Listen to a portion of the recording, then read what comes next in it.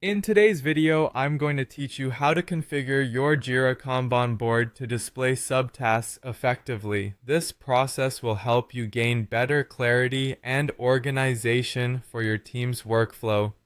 So let's dive right in. To start, you'll need to open your Chrome browser or any other web browser you prefer and log into your Jira account.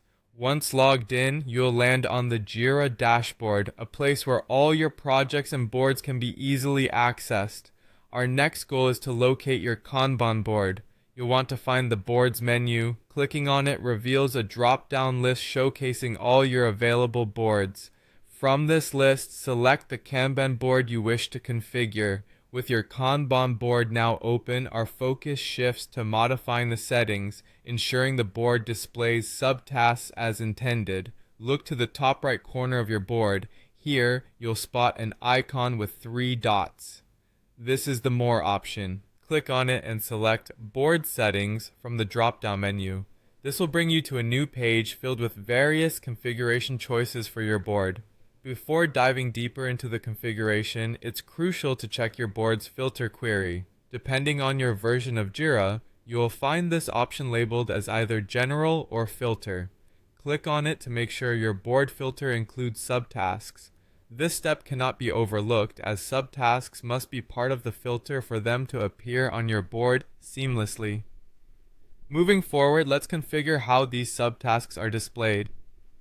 Within your board settings, search for a section titled Swimlanes. By accessing Swimlanes, several options will open up for you. Among them, select the option labeled Stories. By choosing Stories, you enable a fantastic feature that nests subtasks right under their parent stories, leading to a more organized and visually clear task view. This nesting feature significantly smooths the navigation process of subtasks within stories. After making the adjustments, it's important to save your configurations. Depending on your interface, locate the option to save changes, which might be at the bottom or top of your screen, and click it. Once you've saved your configurations, return to your Kanban board and refresh the page. You should now observe your subtasks beautifully nested under their parent issues.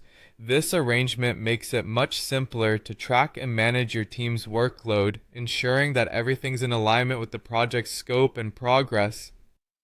And that's it! You've successfully configured your Kanban board to display subtasks in a streamlined and efficient manner.